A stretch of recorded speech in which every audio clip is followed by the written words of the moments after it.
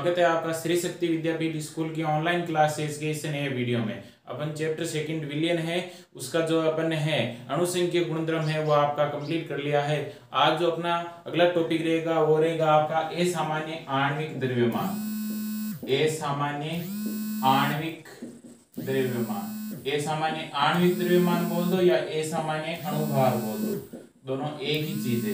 अब ये असामान्य आणविक द्रव्यमान है, इसके बारे में अपन जो है समझते हैं। तो अपन जानते हैं कि कोई भी जो है आपका पदार्थ है उसमें आणविक द्रव्यमान है वो कैसा हो, असामान्य हो। अब पदार्थ के रूप में अपन यहाँ पर क्या ले रहे हैं, अपन बात कर रहे हैं यहाँ पर विलियन के बारे में, यानी कि कोई विलियन है वो असामान्य जो है आपका आणविक द्रव्यमान है दर्शाएगा। अब ये असामान्य आणविक द्रव्यमान किस प्रकार से होगा, तो अपन जानते हैं अणुसंख्यक गुणधर्म अपन पढ़ते हैं। तो अणुसंख्यक गुणधर्म प्रदर्शित करने के लिए कुछ कंडीशन होती है, ये परिभाषाएं नहीं लिख रहा हूं कि कोई भी विलियन है वो अणुसंख्यक गुणधर्म है, यानी कि उसमें परासरण दाब है, आपेक्षिक वाष्प दाब, अवनमन, हिमांक में अवनमन, क्वथनांक में उन्नयन, वो अणुसंख्यक गुणधर्म है आपके स्पष्ट रूप से जो है परिभाषित हो पाते हैं जब आपका विलियन कैसे होगा, यानी कि ये अणुसंख्यक गुणधर्म है। इन्हीं स्थितियों में अणुसंख्यक गुणधर्म आपके प्रदर्शित होंगे कि यदि आपका विलियन कैसा हो, यदि विलियन है तनु हो। अणुसंख्यक गुणधर्म प्रदर्शित करने के लिए विलियन कैसा होना चाहिए, तनु विलियन होता है तो वो अणुसंख्यक गुणधर्म आपका प्रदर्शित करेगा, यानी कि यदि विलियन कैसा हो, तनु हो। दूसरी कंडीशन क्या है, विलियन है राउल्ट के नियम का पालन करता हो, विलियन है राउल्ट के नियम का पालन करता हो। तो पहला तो क्या है, यदि आपका विलियन कैसा हो, तनु हो, तो अणुसंख्यक गुणधर्म प्रदर्शित करेगा, और विलियन कैसा हो, राउल्ट के नियम का पालन करता हो, तो विलियन अणुसंख्यक गुणधर्म प्रदर्शित करेगा। और तीसरा है विलियन में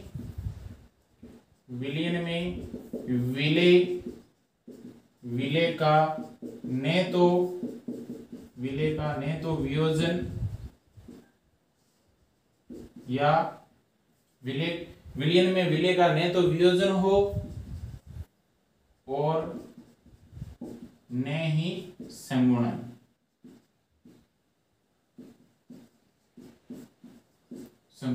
तो उस स्थिति में इन तीन कंडीशनों में आपका विलियन है वो क्या करेगा, अणुसंख्यक गुणधर्म प्रदर्शित करेगा। कब, जब आपका विलियन कैसा हो, यानी कि अणुसंख्यक गुणधर्म प्रदर्शित करने के लिए ये कुछ शर्तें होंगी, कंडीशन होगी, यानी कि विलियन है वो तनु विलियन होना चाहिए, विलियन है किस नियम का पालन करना चाहिए, राउल्ट के नियम का पालन करना चाहिए, और विलियन में जो विलय है, क्यों विलय के बारे में अपन पढ़ते हैं, विलियन में अणुभार अणुसंख्यक गुणधर्म विलय के अणुभार के व्युत्क्रमानुपाती होता है। तो विलियन में विलय का न तो वियोजन होना चाहिए और न ही क्या होना चाहिए, संगुणन होना चाहिए। वियोजन का मतलब ये टूटना भी नहीं चाहिए और ये आपका संगुणित भी नहीं होना चाहिए। क्यों, अगर ये टूटेगा और या संगुणित होगा तो इसके अणुभार है, जो अपन विलय का अणुभार निकालते हैं वो अणुभार आपका अलग आएगा। अब कैसे आएगा उस चीज को अपन देखते हैं कि अभी तक अपन जो भी आंकी प्रश्न पढ़े थे उसमें अपन ने देखा यूरिया है वो यूरिया लिया आपका, बेंजीन कहीं पर बेंजीन दे रखा है, इस बेंजीन में घोला गया, कहीं पर आपका दे दिया ग्लूकोज है ये दे दिया, या फिर आपको कहीं पर क्या दे दिया नेफ्थलीन है, इस प्रकार से आपको उदाहरण दे दिया। यानी कि किसी विलियन में यूरिया घोला गया है, यूरिया जो है विलायक में यूरिया को घोला गया, जल में यूरिया को घोला गया, बेंजीन में ये चीज घुली हुई है, ग्लूकोज को जल के अंदर घोला गया, नेफ्थलीन का विलियन है या नेफ्थलीन है उस विलायक में घुला हुआ है। तो यही क्यों लिया, urea benzene glucose, urea NH2CO NH2, ठीक है, बेंजीन हो गया C6H6, ग्लूकोज हो गया C6H12O6। अब अगर आप इनको किसी विलियन में डालोगे, यानी कि ये जो आपके विलय है यूरिया बेंजीन ग्लूकोज नेफ्थलीन, ये आपके सारे क्या है, विलय है। अगर इन विलय को आप किसी विलियन में अपन ये जो है डाले हुए रहते हैं, क्यों, ये विलय आपका घुलेगा विलय के साथ तभी विलियन बनाएगा। तो उस विलियन में क्या होता है, ये जो आपके आयन हैं या जो ये आपके उदाहरण हैं ये वियोजित नहीं होते हैं। वियोजित का मतलब आयनों में नहीं टूटते हैं, यानी कि इनका वियोजन या आयनन नहीं हो पाता है, यानी कि ये अपने आप में एक आयन है। अगर आप यूरिया को जो है पानी के अंदर डाल दो तो वो विलयन बनेगा उसका, और वो आयनों में नहीं टूट पाएगा। क्यों? अभी का आपने कहीं पर भी ऐसा नहीं देखा होगा NH2 plus CO minus NH2 plus या CO पे 2 माइनस, ऐसा उदाहरण नहीं मिलेगा। ग्लूकोज भी ऐसे आयनों में नहीं टूटता है, C6H12O6, तो ग्लूकोज भी ऐसे नहीं टूटेगा कि C6 पे इस पे +2, हाइड्रोजन पे +1, इस प्रकार से ऑक्सीजन पर -2। तो ग्लूकोज है कभी भी आपको इस प्रकार से आयनों के रूप में टूटा हुआ नहीं मिलेगा। कहने का मतलब क्या है, इस विलयन में जो आपका ये आपका ग्लूकोज है, यूरिया है या बेंजीन है, ये अपने आप में पूरा क्या होता है, एक कण होता है, एक आयन होता है। तो अणुभार जो भी प्राप्त होगा, अणुभार का मान 1 होगा, तो उससे क्या होगा, कोई फर्क नहीं पड़ेगा। क्यों? जो आपका इसका अणुभार आना है वो वास्तविक अणुभार रहेगा। लेकिन अगर मान लो यही अपन अगर यूरिया बेंजीन ग्लूकोज ने लेकर के इसी जगह ये बोल दिया, इसीलिए देखो हिमांक या उन्नमन में अगर अपने न्यूमेरिकल किए हैं तो वहां पर आपका ये दे रखा है ग्लूकोज, यूरिया, ये सारी चीजें दे रखी है, बेंजीन, ये चीजें भूली हुई है। लेकिन इस प्रकार से जो आयनों में टूट रहे हैं उनको नहीं दिया गया। क्यों? वो पढ़ेंगे उससे क्या फर्क पड़ता है। देखो अब अगर मान लो ये जो आपके हैं, क्यों ये अपने विलयन में विलेय से हैं जो नहीं तो वियोजित होते हैं और नहीं क्या होते हैं, समूहित होते हैं। यानी कि अणुसंघ के गुणधर्म के लिए ये तीसरी कंडीशन है, इसको फॉलो करते हैं। यानी कि विलयन में विलेय का नहीं तो वियोजन हो रहा है, विलेय का मतलब यूरिया क्यों अंदर आकर के घुलेगा, बेंजीन घुलेगी, ग्लूकोज घुलेगा, नहीं तो उसका वियोजन हो रहा है, नहीं क्या हो रहा है, समूहन, यानी कि आयनन नहीं हो रहा है, आयनों में नहीं टूट रहा है। तो उससे अणुभार में, वास्तविक अणुभार में कोई फर्क नहीं पड़ेगा। यानी कि जो इसका अणुभार है वो वास्तविक अणुभार, और जो है आपका यहां से जो अणुभार अपन निकालते हैं, न्यूमेरिकली अणुभार जो निकालते हैं, उसमें कोई फर्क नहीं पड़ेगा। लेकिन अगर आपका इसी यूरिया की जगह अगर मैं क्या ले लेता हूं, NaCl, यानी कि मान लो NaCl है उसको घोल दिया और फिर अपने को अणुसंघ के गुणधर्म पूछ लिया कि इसका क्वथनांक ज्ञात कीजिए, इसका हिमांक व उन्नमन ज्ञात कीजिए, तो वहां पर आपका अणुभार है वो वास्तविक अणुभार से अलग प्राप्त होगा। कैसे? क्यों? अपन जानते हैं ये NaCl है, इस NaCl को जैसे ही आप जल के अंदर डालोगे, ये जो आपका NaCl है इसको जैसे ही आप जल के अंदर यहाँ पर जो है डालोगे, ये आपका जल है, वहां से आप क्या डाल रहे हो, NaCl डाल रहे हो। तो जैसे ही NaCl इस जल के अंदर आएगा तो वो आपका क्या होगा, आयनित हो जाएगा। यानी कि ऐसे सपोज करना है कि ये NaCl है, आयनों में टूट जाएगा। कैसे टूटेगा, Na+ और Cl नेगेटिव। यानी कि अपन ने डाला तब क्या था, इस NaCl का एक कण था, NaCl का एक कण, या क्या बोल देते हैं, एक मोल बोल देते हैं। यानी कि जब अपन ने NaCl डाला तब क्या था, इसका एक कण था, लेकिन जैसे इस जल के अंदर आया ये आयनित हो गया, और आयनित होकर के कितने कण दे दिए, 2 कण दे दिए। 2 कण देने का मतलब क्या हुआ, अपन ने डाला तो 1 मोल और मिले अपने को कितने मोल, 2 मोल। अब यहां से जो आपका अणुभार होगा वो आपका अलग प्राप्त होगा, वास्तविक अणुभार से अलग होगा। इसी प्रकार से मान लो अब इसके देखो उदाहरण है, अपन और अच्छे से करते हैं। ये जब आंकिक प्रश्न आएंगे तो वहां पर आपको इससे और अच्छे से समझ में आएगा। अब अगर मान लो उदाहरण के तौर पर आपके पास में कोई विलयन है, NaCl हो गया, CaCl2 हो गया, या K4FeCN6, अगर इनके जो अपने विलयन हैं किसी के अंदर डालते हैं, यानी कि K4FeCN6 और जो है NaCl और CaCl2 K4FeCN6, अगर इनको अपन है, इनका अगर अपन इसको किसी विलयन में डालें, तो अगर अपन विलयन में डालेंगे तो अभी अपन ने जो लिए हैं इसका कितना मोल लिया, 1 मोल, ठीक है, इसका भी कितना मोल लिया, 1 मोल। क्यों? अभी ये आपका सीधा जो है आयन है आपका, ठीक है।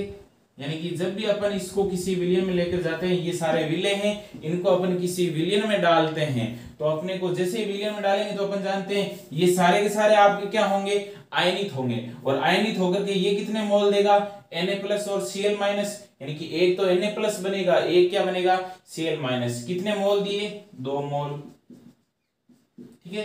कब, इसका आयनन होने पर, ठीक है। CaCl2 को अपने डाला, जब लिया पात्र में तब 1 मोल ही था, यानी कि अपने आप में एक कण था, लेकिन जैसे ही अपने इसको इस विलयन के अंदर डाला, इसका क्या हो गया, आयनित हो गया, यानी कि ये आयनों में टूट गया। तो कैल्शियम पे 2+ और 2 क्लोरीन माइनस, ऑल ओवर कितने बनेंगे, 3 आयन, यानी कि 2 तो क्लोरीन माइनस बनेंगे और 1 Ca2+ आयन बनेगा। आयन कितने बने, 3, यानी कि आयन बोल दो या मोल बोल दो, एक ही चीज, कितने मोल हो गए, 3 मोल, इसी प्रकार से क्या होगा, यहां पर अपन लेते हैं तो यहां पर देखो क्या होगा, 4 तो पोटेशियम प्लस 4K प्लस, अब देखो 4K प्लस है तो इस पूरे पर क्या हो जाएगा माइनस, ये अपन है जब आप उपशेष यौगिक पढ़ेंगे तो वहां पर और जो है अच्छे से बता दिया जाएगा। यानी कि ये जो समन्वय मंडल, इसको जो है समन्वय मंडल कहा जाता है, इसके अंदर जो भी आपका पदार्थ रहता है वो अपने आप में पूरा एक कण होता है, इस चीज का ध्यान रखना है। बड़े कोष्टक में ये वर्ग जो कोष्टक होता है इसमें जो आपका जो भी आपका पदार्थ या अणु रहेगा या जो यौगिक रहेगा वो अपने आप में पूरा एक कण होता है। तो देखो बार जो आपका आयनिक यौगिक है 4 पोटेशियम है तो 1 पोटेशियम पे 1 प्लस, तो 4 पोटेशियम पे कितना हो जाएगा 4K प्लस, और 4K प्लस है तो इस पूरे पर आपका क्या आ जाएगा 4 माइनस आ जाएगा। कण तो कितना रहना है, एक ही रहना है, तो 4 तो पोटेशियम के कण हो गए और 1 इसका हो गया, ये पूरा अपने आप में कण हो गया। आयन कितने बन गए 5, तो यहाँ पर कितने मोल ले लेंगे 5 मोल। अब देखो जब अपन ने इसको जब विलय लिया था, जिस विलियन में डाला, विलियन में डालने से पहले इसके कितने मोल थे, NaCl का 1 मोल, CaCl2 का 1 मोल और K4FeCN6 से उसका भी 1 मोल, यानी कि सभी के 1-1 मोल लिए। लेकिन जैसे इसको अपने विलियन में डाला तो इनका आयनन है वो अलग अलग प्रकार से हुआ, यानी कि इसके 2 मोल प्राप्त हुए, इसका 3 मोल और इसका 5 मोल। यानी कि अगर 1 मोल होता तो अणुभार इस प्रकार से होता 1/1, क्यों अणुभार के व्युत्क्रमानुपाती 1/1, 1/1, 1/1, क्यों अगर एक ही मोल है तो। लेकिन यहाँ पर देखो मोल अलग अलग है तो यहाँ पर देखो यानी कि ये तो इसका जो है अणुभार हो गया, ठीक है, इसका अणुभार हो गया। अब देखो ये इसका वास्तविक अणुभार, ठीक है, ये इसका वास्तविक अणुभार हो गया। अब देखो इसका जो है अपन निकालेंगे न्यूमेरिकल, जब अपन इसको कणों के रूप में लेते आते हैं तो ये आपका क्या हो जाएगा 1/2 होगा, क्यों डाला 1 प्राप्त हुए 2 मोल, ये 1/3 हो गया और इससे क्या हो गया 1/5, क्यों जो आपके मोल होते हैं अपन जानते हैं अणुसंख्यक गुणधर्म और विलेय के जो अणुभार है वो एक दूसरे के क्या होता है व्युत्क्रमानुपाती। यहाँ पर जो ये मैं ले रहा हूं ये अणुसंख्यक गुणधर्म है, अणुसंख्यक गुणधर्म है, अणुभार के क्या होता है व्युत्क्रमानुपाती। तो देखो अपन ने डाला 1 मोल प्राप्त हो रहे हैं 1/2, तो ये इसका इतना गुना होगा भाग प्राप्त होगा। ये चीज आपको ध्यान रखनी है कि अपन असामान्य आणविक द्रव्यमान, अब देखो अपना असामान्य आणविक द्रव्यमान है उसकी परिभाषा जो बनती है, यदि तनो विलयन में विलेय है उसका वियोजन हो जाता है। यहां पर तो देखो देखो क्या था, वियोजन नहीं होता है, वो तो आपका यूरिया था NH2CO NH2, ये आयनों में नहीं टूट पाता है, ग्लूकोज है वो आयनों में नहीं टूट पाता है, बेंजीन है वो आयनों में नहीं टूट पाता है, इनको आप आयनों में नहीं तोड़ सकते जैसे Na+Cl CaCl2। तो ये अपने आप में पूरा क्या होता है एक कण ही होता है। ये कहने का मतलब है इस विलयन में विलय न तो वियोजित हो रहा है न संगुणित हो रहा है। लेकिन अगर मान लो विलयन में विलय का क्या हो जाता है वियोजन, वियोजन का मतलब ये टूट जाता है, आयनों में टूट जाता है, या फिर विलयन का क्या हो जाता है संगुणन हो जाता है, तो उस स्थिति में क्या होगा जो अपने को अणुभार प्राप्त होते हैं वो वास्तविक अणुभार से क्या होते हैं भिन्न प्राप्त होते हैं, और भिन्न प्राप्त होते हैं उसी को क्या कहा जाता है असामान्य आणविक द्रव्यमान कहा जाता है। यानी कि यदि विलयन में विलय का क्या होता है वियोजन और संगुणन होता है, परिभाषा अपन यहां पर लिख लेते हैं, यदि विलयन में, यहां लिख देता हूं, यदि विलयन में विलय का वियोजन या संगुणन होता है तो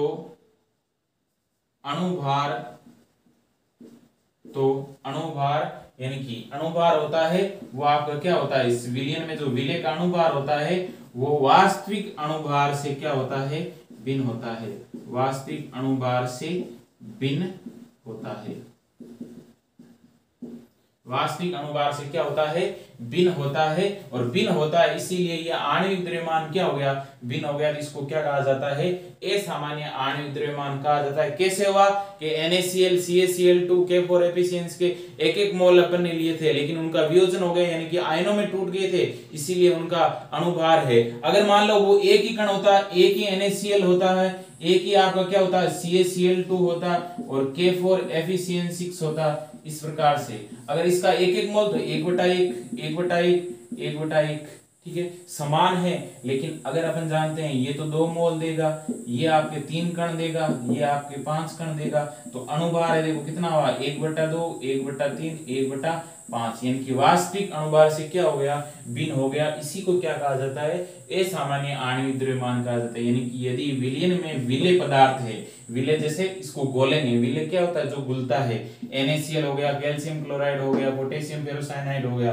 तो इनको अगर अपन किसी विलयन में ले जाते हैं तो ये विलयन है, इसका वियोजन, वियोजन का मतलब ये टूट जाएगा आयनों में। उस स्थिति में क्या होगा, जो अणुभार प्राप्त होंगे वो वास्तविक अणुभार से भिन्न प्राप्त होते हैं। इसी को क्या कहा जाता है, असामान्य आणविक द्रव्यमान कहा जाता है। तो ये असामान्य आणविक द्रव्यमान टॉपिक आपका कंप्लीट होता है। अब जो नेक्स्ट अपना रहेगा वांट हाफ गुणांक, जो इस पार्ट का आपका लास्ट टॉपिक है, वांट हाफ गुणांक, जिससे संबंधित अपन है, इसकी थ्योरी आज पढ़ते हैं, फिर न्यूमेरिकल है आपका जो है अगले वाले वीडियो में कंप्लीट हो जाएंगे और पार्ट भी आपका कंप्लीट हो जाएगा। तो इसको मैं मिटा रहा हूं, फिर आते हैं अपन लास्ट टॉपिक वांट हाफ गुणांक। तो क्या रहेगा, जो है नेक्स्ट जो आपका रहेगा वो आपका है वांट हाफ गुणांक। वांट हाफ गुणांक क्या कहता है कि जो अपन ने अभी पढ़ा था असामान्य आणविक द्रव्यमान, जिससे आपका अणुसंख्यक गुणधर्म है, उसमें अपन ने देखा जो अणुभार होते हैं, अपन जानते हैं अणुसंख्यक गुणधर्म और अणुभार में क्या संबंध होता है, यानी कि अणुभार है व्युत्क्रमानुपाती होता है। जो अणुसंख्यक गुणधर्म होगा उसके व्युत्क्रमानुपाती उल्टा क्या होगा, आपका अणुभार होगा। तो अपन ने देखा जो अणुभार होता है वो वास्तविक अणुभार से क्या होता है, अलग प्राप्त होता है। 1 मोल था, 2 कण प्राप्त हुए, 1/2 हो गया, इनकी व्युत्क्रमानुपाती हो गया अणुसंख्यक गुणधर्मों के। तो ये ध्यान रखना है, उसी को असामान्य आणविक द्रव्यमान कहा जाता है। तो वांट हाफ जो है, या वांट हॉफ नाम का जो साइंटिस्ट था, उस वांट हॉफ ने क्या दिया कि वांट हाफ ने, यानी कि जो है विलयन में जो विलेय का वियोजन या संगुणन होता है, यानी कि वियोजन तथा संगुणन, वियोजन तथा संगुणन के कारण अणुसंख्यक असामान्य अणुसंख्यक गुणधर्म, असामान्य अणुसंख्यक गुणधर्मों के कारण को स्पष्ट करने के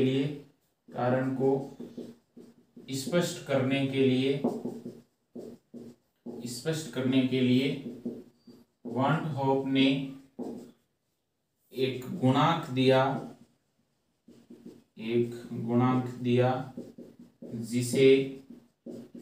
जिसे वांट हॉफ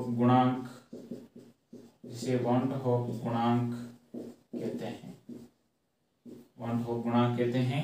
इसे I से, स्मॉल i, इसे I से प्रदर्शित करते हैं,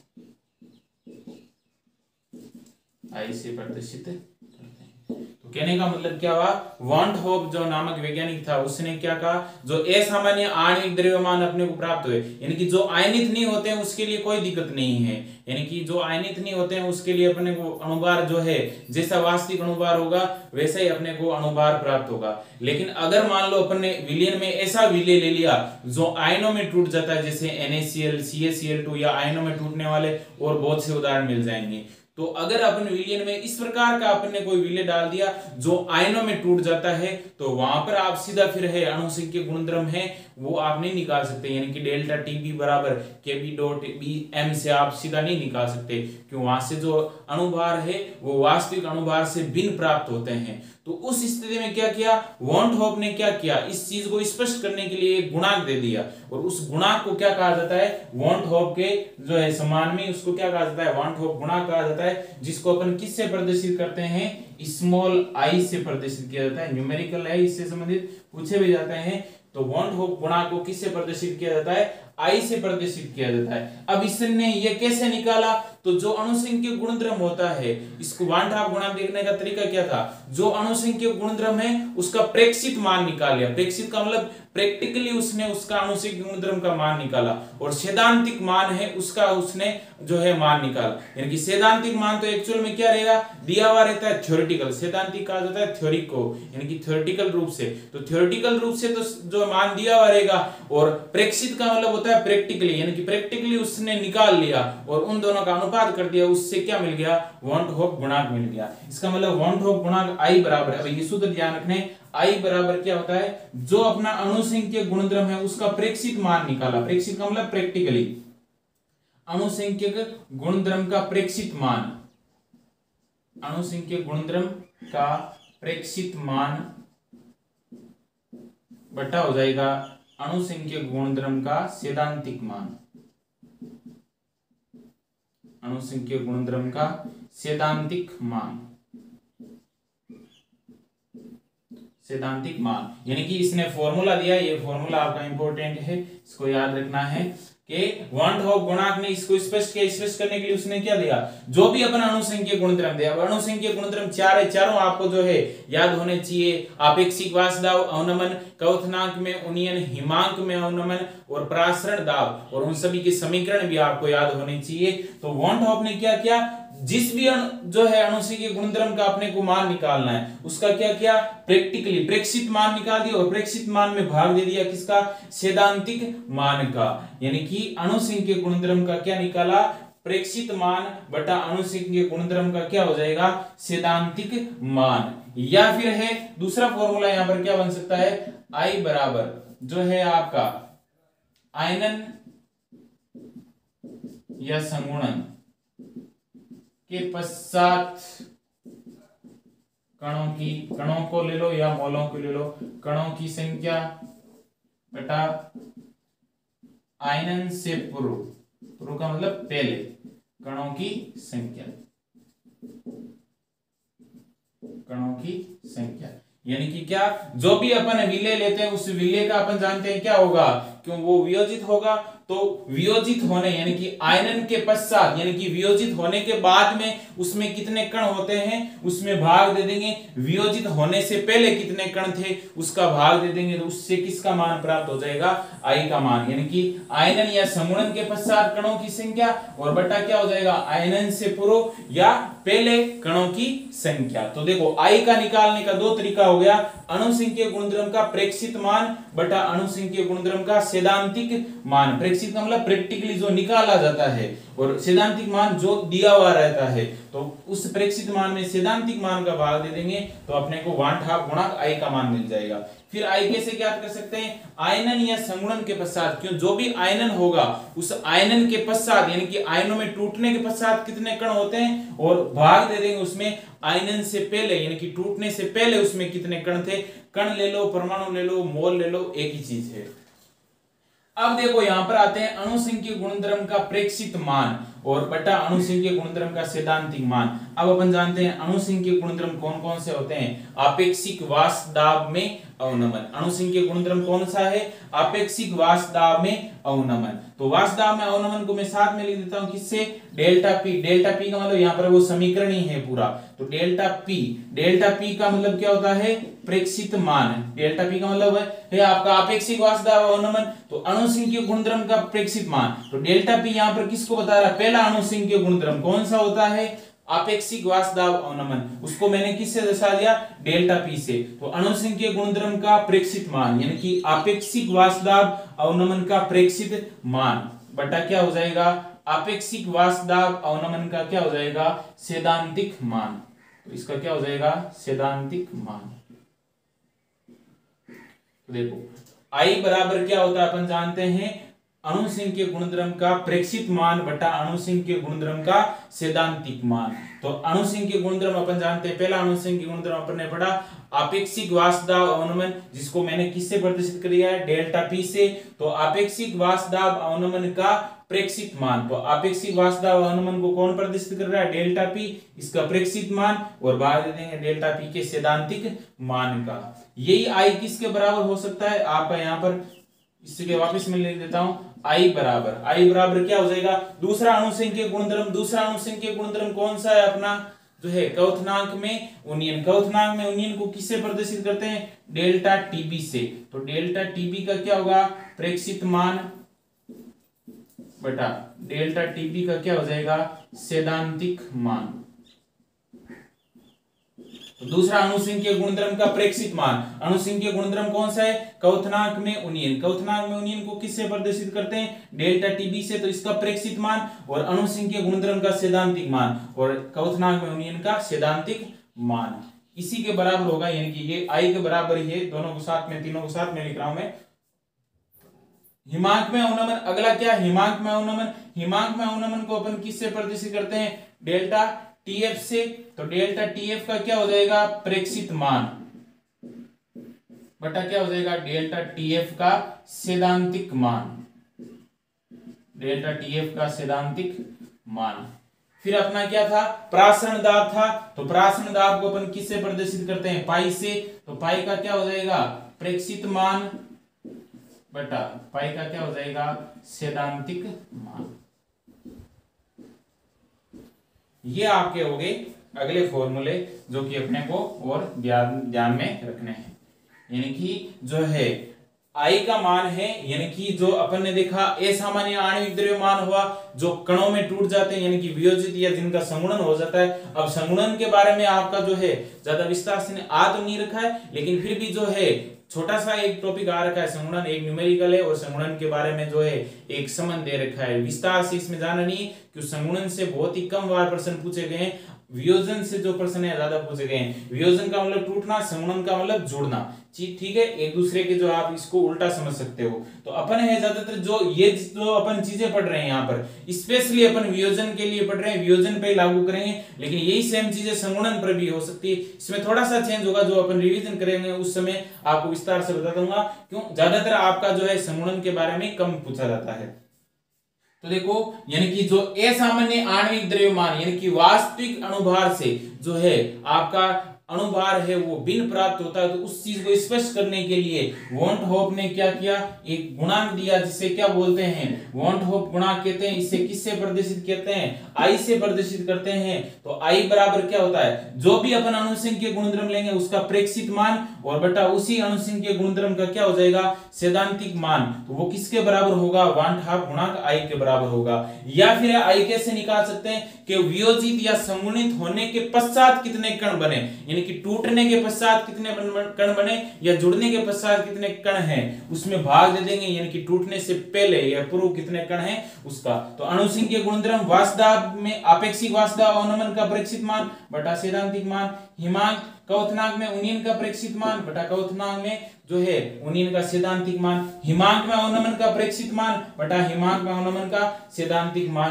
प्रासरण दाब का प्रेक्षित मान बटा प्रासरण दाब का सैद्धांतिक मान। इसीलिए बताया था कि इन सारे अणुसंख्यक गुणधर्म, 4 प्रकार के अणुसंख्यक गुणधर्म है, चारों के नाम है आपको स्पेशली जरूर याद होने चाहिए, क्यों न्यूमेरिकल जो अपन करेंगे तो उनमें नामों का जो है नामों का बहुत बड़ा रोल है। तो चारों के नाम स्पेशली जैसे आपको एग्जैक्टली लिखवा रखे हैं, समझा रखे हैं, वैसे के वैसे याद होने चाहिए। अब देखो क्या किया, इसके आधार पर अब अपने को ये देखना है कि जो आई का मान तो अपने को पता चल गया कैसे होता है। अब आई के मान के लिए कुछ संबंध है, उन संबंधों को आपको जो है ध्यान रखना है। जैसे यदि आई बराबर, यानी कि ये जो है कुछ जो है महत्वपूर्ण पॉइंट है, इनको आपको ध्यान रखना है कि यदि आई का मान कितना प्राप्त होता है, क्यों अपन देंगे इसमें इसका भाग देंगे तो कुछ तो मान प्राप्त होगा, इसमें प्रेक्षित मान में सैद्धांतिक मान का भाग देंगे तो अपने को न्यूमेरिकली कुछ जो वैल्यू प्राप्त होगी। यदि आई का मान बराबर है किसके, एक के, यानी कि भाग देने से ये दोनों जो है आपस में कट जाते हैं तो कितना होगा, 1 होगा। तो यदि आई का मान 1 है तो विलयन में विलय का न तो वियोजन होता है और न ही संगुणन, न तो वियोजन तथा न ही संगुणन। यानी कि विलयन में है, अगर आपका विलय है तो वो विलय है, अगर इस विलयन में विलय का नहीं तो वियोजन, वियोजन का मतलब नहीं तो वो आयनों में टूटता है, नहीं उसके आयन है टूटे हुए हैं वो जुड़ रहे हैं। इसका मतलब यदि आई बराबर 1 प्राप्त होता है, यानी कि जैसे अपन इसमें भाग देंगे और इसमें प्रेक्षित मान में सैद्धांतिक मान का भाग देंगे और उसका मान है अपना कितना प्राप्त होता है काटने के बाद में, यानी कि भाग देने के बाद में अगर आई का मान कितना प्राप्त होता है, ये ध्यान रखना है, आई का मान कितना प्राप्त होता है। यदि आई बराबर है किसके, 1 के, इसका मतलब विलय का क्या होगा, न तो वियोजन होगा और नहीं क्या होगा, संगुणन होगा।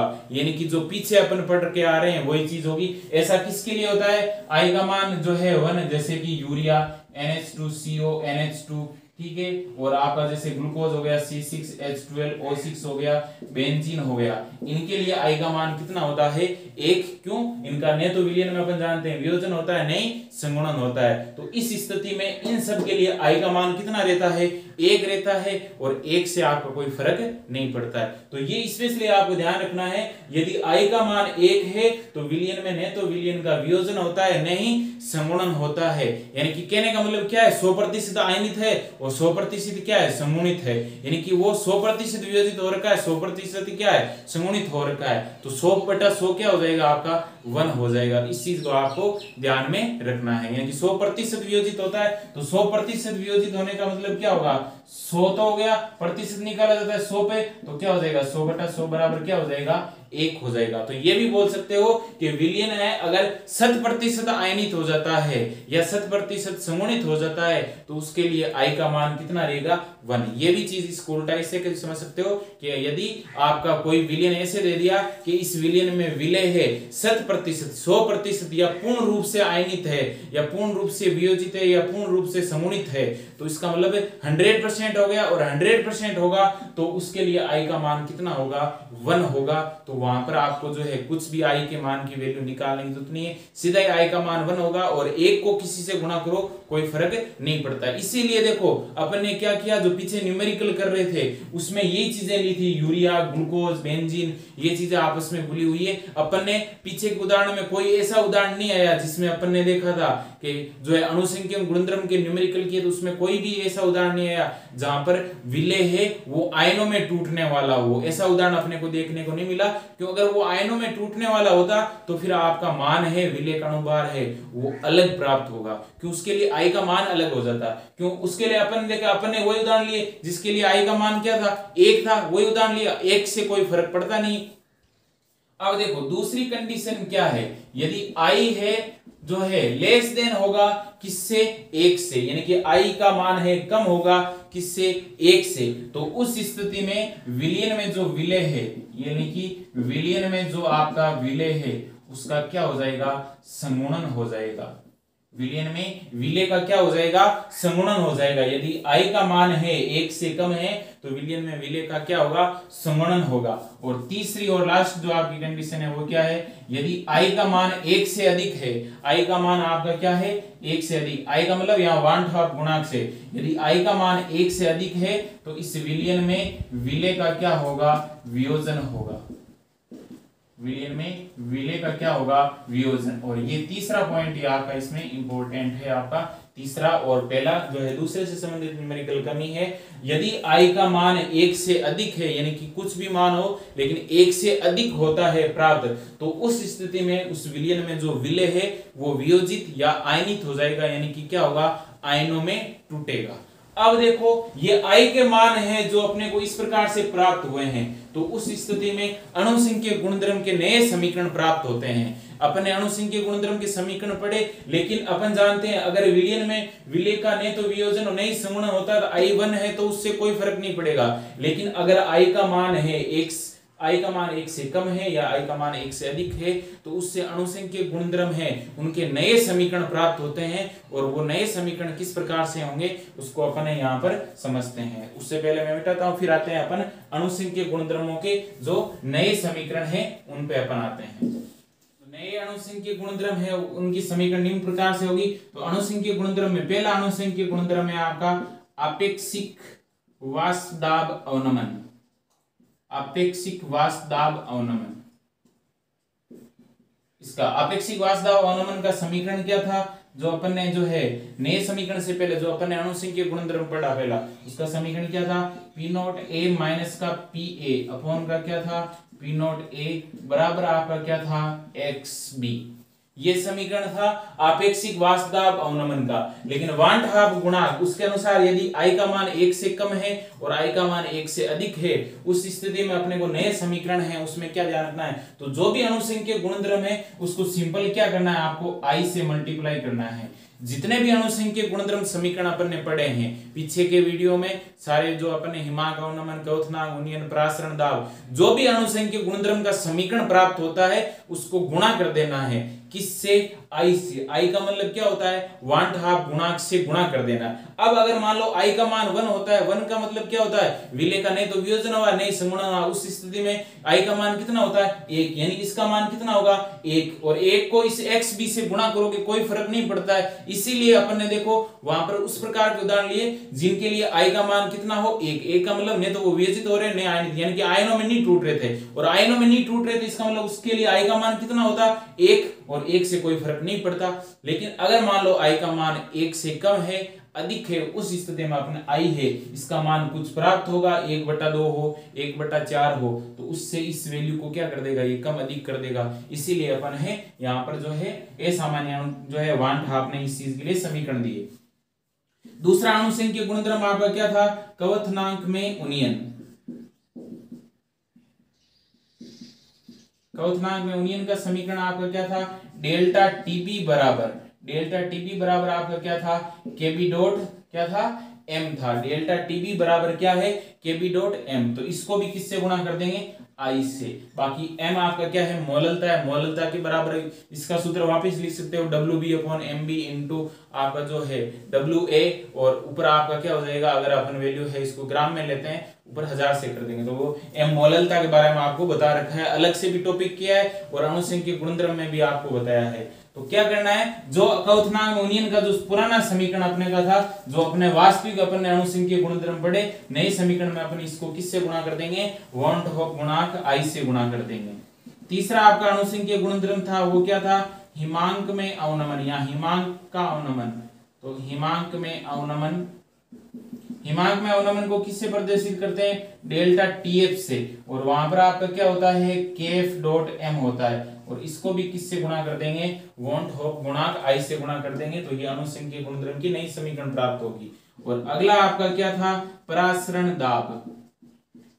अगला जो आपका अणुसंख्यक गुणधर्म है वो आपका क्या है, परासरण दाब। परासरण दाब को किससे प्रदर्शित करते हैं, पाई। तो पाई बराबर क्या प्राप्त हुआ था, CRT, ये इसका समीकरण था, इसको किससे गुणा कर देंगे, आई से। तो ये नया समीकरण आपको प्राप्त होगा, और इसी के आधार पर अपन है न्यूमेरिकल है वॉन टू हॉफ गुणांक के आधार पर करते हैं, जिसका विलयन का विलय में क्या हो जाता है, वियोजन या संगुणन। यदि आई का मान 1 होता है तो देखो अणुसंख्यक गुणधर्म में कोई चेंज नहीं होगा, इसका मान 1 हो गया, इसका मान 1 हो गया, इसका मान 1 हो गया, इसका भी मान 1 हो गया, यानी कि विलयन में ऐसा विलय ले लिया जो न तो वियोजित होता है न आयनित होता है, जैसे यूरिया हो गया, ग्लूकोज हो गया, तो उससे कोई फर्क नहीं पड़ेगा, क्यों वो विलय नहीं होता है, वियोजित नहीं होता, आयनित नहीं होता, तो उसके लिए आई का मान कितना हो जाएगा, 1 हो जाएगा, और 1 को इससे गुणा कोई फर्क नहीं पड़ेगा। लेकिन अगर वो वियोजित हो गया, यानी कि आई का कुछ मान प्राप्त हो गया 1 से कम या अधिक, तो उस स्थिति में ये इससे गुणा होगा तो इसकी वैल्यू को चेंज कर देगा, और ये वैल्यू चेंज होगी तो ये वैल्यू आपकी ऑटोमेटिक ही चेंज हो जाएगी। तो इससे क्या होगा, जो अपने को अणुभार चाहिए उस वास्तविक अणुभार से जो है मान है भिन्न प्राप्त होगा, और उसी को सुधार करने के लिए वॉन टू हॉफ ने ये नए समीकरण है बनाए थे। तो आज के वीडियो लेक्चर में आपका इतना रहेगा, और कल के वीडियो लेक्चर में इस पार्ट को अपन पूरा कंप्लीट करेंगे, जिससे इससे संबंधित है आपके न्यूमेरिकल, वॉन टू हॉफ गुणांक से संबंधित न्यूमेरिकल, और जो है ये अभी जो अपन ने किए थे कुछ और भी एक्स्ट्रा जो आपके इंपॉर्टेंट उदाहरण है उनके बारे में भी अपन विस्तार पूर्वक अध्ययन करेंगे। तो आज की वीडियो में इतने ही, बाकी की चर्चा अपन आने वाले नेक्स्ट वीडियो में करेंगे। धन्यवाद।